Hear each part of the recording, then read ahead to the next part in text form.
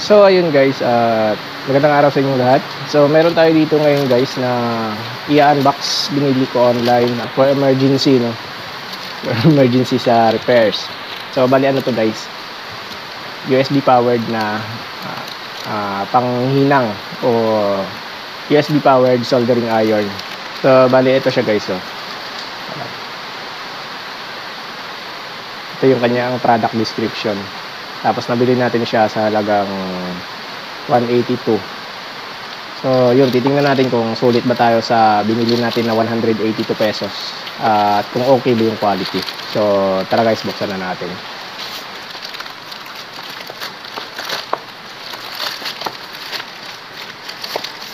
So yun, nakabox siya guys.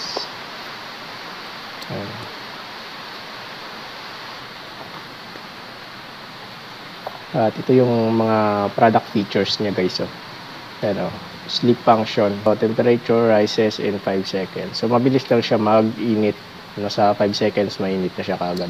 Tapos multiple power supply modes. So tara check natin guys, buksan natin yung box. So yun, ito yung kanyang product manual. So sulit tayo dito sa 182. So meron siyang kasamang soldering lead. Tapos meron siyang kasamang type C na USB cord. Tapos ito meron siyang kasamang stand. So dito mo siya ipapatong kung sakaling hindi mo ginagamit o pagkatapos mo gamitin, maghihinang ka, papatong mo dito pagkatapos, para maiwasan lumikit sa mga sa mga madaling masunog na bagay, no guys. Tapos ito binabasa to. So ito binabasa to para pangpunas ng kanyang tip ng soldering para hindi kumapit na matagal yung yung lead. So ito yung pinaka niya, pinaka soldering tip niya. So check natin yung ito yung kanyang pinaka panghinang. Tanggalin natin sa plastic.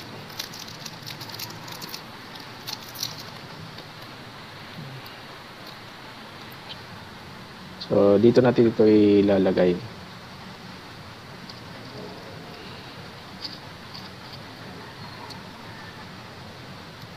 So ayan siya guys.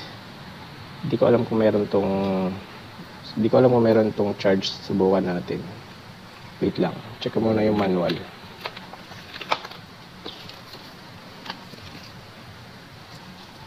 So ito guys. Para paganahin natin siya, i-press natin siya ng 5 seconds.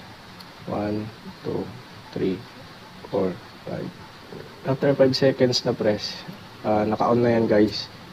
So yung gagawin natin para i-adjust yung temperature niya, press ulit natin.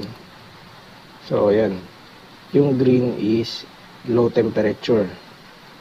Tapos pag press ulit natin, magiging blue siya. Ano na to, medium temperature na siya pagka blue. Tapos pag red, pag press natin ulit, magre-red siya. Yung red naman is high temperature. Ito na yung pinaka mainit niya guys, yung red. So pagkatapos natin siya gamitin at gusto na natin siyang i-turn off, long press lang ulit natin ng 5 seconds. So ito 1, 2, 3, 4, 5. So ayan, naka-turn off na siya. Try natin press. So wala na. So ibig sabihin naka-turn off na siya guys. Tapos itong nakalagay sa kanya kanina dito, ito yung sleep function. After 10 minutes pala yung mag-activate yung kanyang sleep function. Tapos ito yung kanyang charging port sa likod. So try natin isaksak. Kuha ako ng power bank.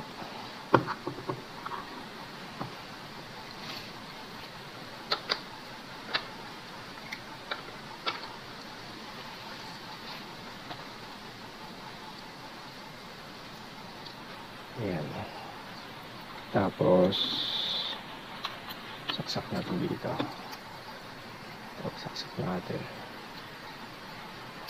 So, yun guys, pag sinaksak mo, may magkukulay na red. So, pag full charge na siya, wala din naka-indicate dito, no? Wala nakalagay kung namamatay ba siya or mag-green after ma-full charge. So, try ko na lang ito ulit. Susubukan ko na lang. So, bali nakalagay pala dito guys. 8 watts itong soldering iron na to. So, try natin kung pwede natin siya paganahin habang nakasaksak. 1, 2, 3, 4, 5. Green. Automatic red agad. Pwede inaan.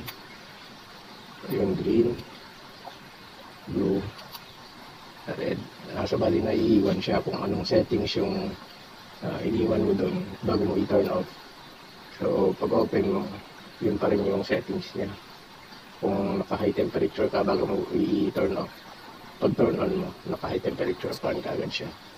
So, yun. So, subukan natin. So, ayan siya. So, subukan natin siya subukan natin magtunaw. Kung maganda ba. Ayan. Galing. Lakas ah. Ayun ba? Ayun guys, oh. Galing na pagkakaano niya. Pagkakatunaw. Ayan. Tingnan niya.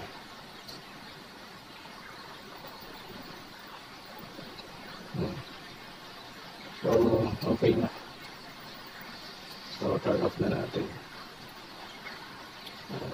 2, 3, 4, 5. Subutin na natin ito. Hindi naman siya hindi naman siya nag-iinit dito sa handle. Okay naman sa handle. So, ayan siya guys. Yung ating in-unbox ngayon na. So, meron na tayong magagamit in case na mawalan ng kuryente.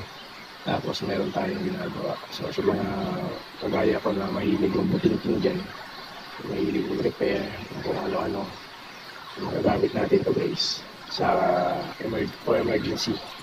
Or di kaya, kung ano ba may gagawin tayo sa labas na kailangan natin maghinang at walang outlet na available. So, pwede ito. Pwede natin ito gamitin. Diba? Kasi USB powered lang naman siya. So, sa next video, subukan natin doon kung ano yung mga kaya niyang hinangin sa kanyang maximum temperature. So, ayan bali, ilalagay ko na rin pala guys yung product link nito din sa description ng video natin dito. So, ilalagay natin yung link nito para kung gusto nyo i-review naman to ay click nyo na lang yung link doon sa description. So, ayun guys, dito lang yung unboxing video natin.